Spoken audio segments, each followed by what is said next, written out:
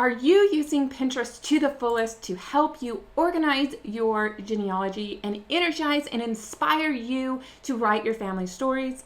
If you're not, you are in the right place, because we're going to give you some tips and strategies to help you manage the content that you are discovering and need as inspiration for your genealogy projects. Now, when you are typing in search terms into Pinterest, it is a search engine, but it won't necessarily find your ancestors. So let me type in George Geisler. George Geisler. That's not George Geisler. I have some Lafayette and George Washington. That's not helpful. So one of the things that you need to pay attention to when you're using Pinterest is you're not really using it to find your ancestors necessarily. You're using it in order to keep track of inspiration. In a previous video, I told you how to set up a Pinterest account and get started saving and creating boards. So if you need to remember the mechanics on how to use Pinterest at the basic level, be sure to check the description for that information. In this video, we're going to be hyper-focused on how to get the most out of Pinterest to help us corral the content that we want to reference again. To do that, one of the things that I highly recommend is we set up genealogy boards. I have a link to a blog post that has a list of a lot of different blog post topics to help you get started thinking about what type of topics do I want to manage. I'm going to my Pinterest page and I'm going to create a board. Genealogy research methodology. So I'm going to create that board. Now, look at this. Pinterest will say, are these some of the topics that you want to learn about? Facts you need for every ancestor on your family tree. That sounds good. A complete tutorial on genealogy organization. Well, that doesn't quite fit methodology, so I'm going to go ahead and skip past that one. It all starts with the genealogy research log. I'm not a fan of research logs, so I'm going to keep going. Sorry guys, I'm just not. So when you're looking on Pinterest and you're looking for new content, you can come to your board and then find some ideas for this board. 10 free genealogy sites. That seems like a resource page, and you don't necessarily want to combine everything into one board. When you're looking for tips, try not to clutter it up with resources. Create a new board for that. How to search free records. Okay, that's a research tip, even though it's still in this free. I'm thinking that we can make a free genealogy blog.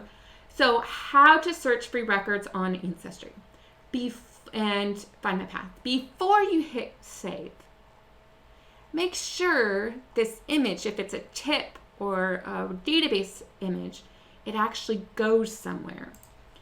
Now in this case, it does go somewhere. 2 of the top 3 paid genealogy sites offer millions of free records. So they teased you with a different type of headline, but the content is still what we're looking for. Tips on using Ancestry and find my path. Now, let's say this isn't exactly what you were looking for. No offense, Family History Daily, but maybe this wasn't what you were looking for.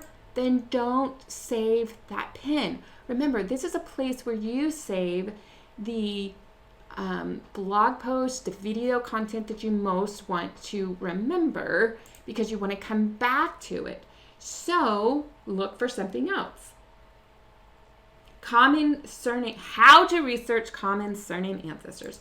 Okay, let's check this out. How to research common ancestors. Let's see if we go to the blog post, it actually tells me very quickly how to research common surname ancestors. And yeah, it does. It has some really great pictures here. A research plan, start at the beginning. This research your community. Yes, this is definitely something that I want to save to my research tips. And when you have a lot of boards, it's okay because you can just kind of scroll through all of those things here. But I'm going to save it to my research tips, and I'm going to save it to this primary ones. If I have a lot of topics on common surname ancestors, then I can create a new section. but I'm going to save it to the main board right there. So I'm going to type how to research Civil War. Okay, so this didn't help too much. I've got a lot of things. I mean, I have some great dresses and things and photos to tell me about that. So maybe I want to actually go ahead and save this and create a board so that when I start writing about the Civil War, I can have that. But I'm not finding anything about Civil War soldiers.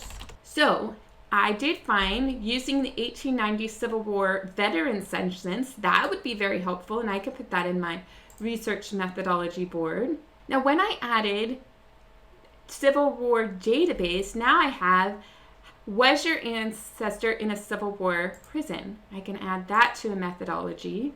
I can add Civil War soldiers index. That's more of a resource. Now I've got a problem. I'm starting to have a lot of things on my board that are targeted to methodology of Civil War. So what happens if you realize that your board is becoming too hyper-focused on one area? Well, then you can change where the pins are going. So let's say I want to do Civil War methodology and make a separate board. So I can create a section.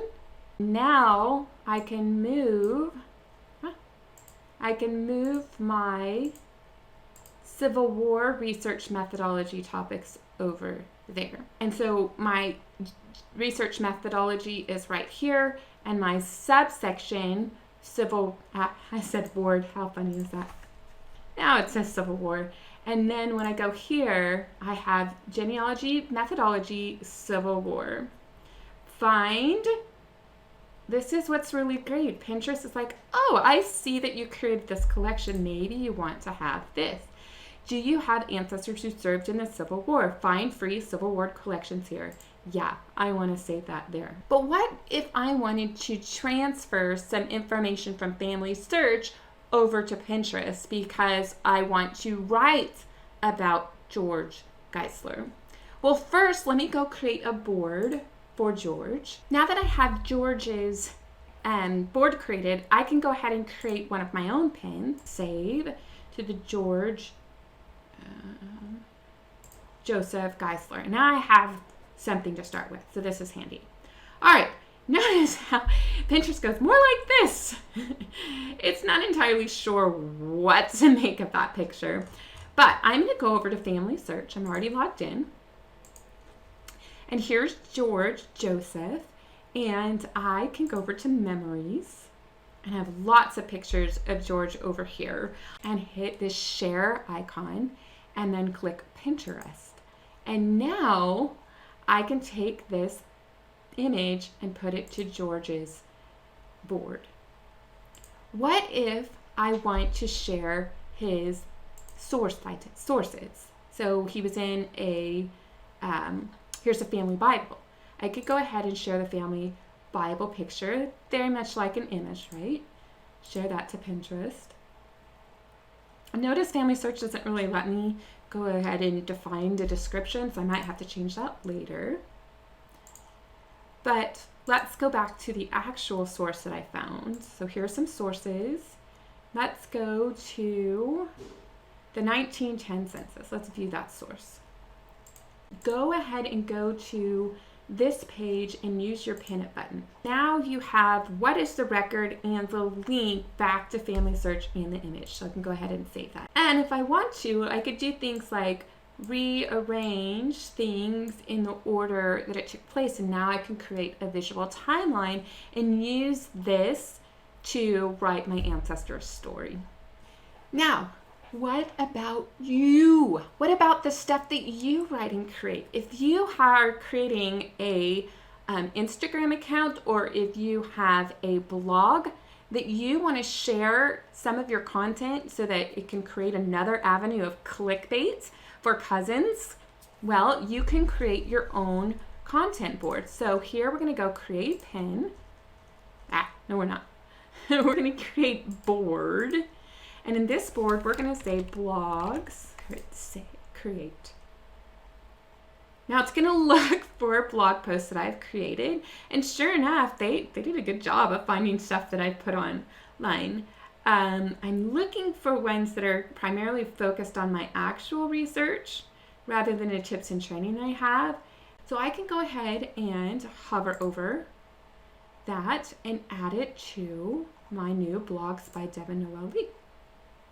Now you can do all sorts of things. You can do a surname blog post around a certain surname. Maybe you research in a specific locality and you want to curate that. Maybe you do have informative content and you want to have a blog board that shares all of your content like I do for Family History Fanatics. You can definitely do that. Just make sure that you curate your content on boards that make sense to you and then other people who may want to follow you. Speaking of following, let's go back here and look for specific creators that we can follow. This is from Lisa Wilson of Are You My Cousin? When I look at this pin, it wasn't really created by her. So I'm going to keep looking for pins that might be created by her, just like this. So this is Lisa Wilson, and she's got so many great boards. And notice you just follow my click path. I clicked on her name. I got here. I'm going to click See All Boards. Now there's two ways I can follow her so that when I go to Pinterest, it can show me more content from Lisa. I can just go ahead and click follow, and that subscribes me to every single one of her boards. But let's say I don't really care about British genealogy, Scottish genealogy. She has one for North Carolina and Virginia. No offense for those localities, but if I don't have research in those localities, I don't necessarily want to follow those boards. So one of the things I can do is go ahead and follow specific boards. Free genealogy resources, genealogy organization photos, and you just keep finding the ones that look like a good fit for you, and then you can follow those boards. And what happens is when you click on the main feed, you're going to start seeing more content from Lisa Wilson show up in your feed. And it hasn't just yet, but give it a little while and it will. Now the final thing that I want to talk to you about is how to find more content. Maybe you're just not finding what you're looking for. So notice I am on the search bar for Pinterest, and here are my recent searches: research tips, blogs by Devin Noel Lee, research tips. These are actually the boards that I have worked on, but you're going to see a lot of the searches that you've done recently. And they will also have ideas for you. So these are some topics that you can follow. Genealogy organization. And now I have all sorts of content for genealogy organization. But let's say that you are in genealogy organization and you want to look for more specific content and filter it down. Notice that just by clicking on this search bar, they're saying, oh, do you mean principles, family binder, filing system, how to organize? And then Pinterest is trying to help you think things through. Now, if I do just genealogy in general, I want to point out a couple of things. Look here at the top. It says organization, research, forms, records, printables, humor. Oh, that's kind of fun. Go for humor. I like this. You can create a board just basically on humor. Genealogist, disease. Oh, that's great. So it can filter things down for you right here at the top. So go ahead and type some beginning terms.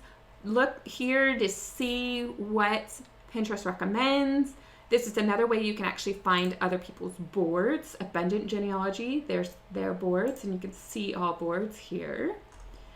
And then you can also, like I said, look at those little, what I like to call the little breadcrumbs across here. Sometimes as you're scrolling, you'll also see right here, this little section that I'm hovering, genealogy organization, ancestry genealogy, genealogy forms. These are going to take you to another collection of possible finds for you to discover.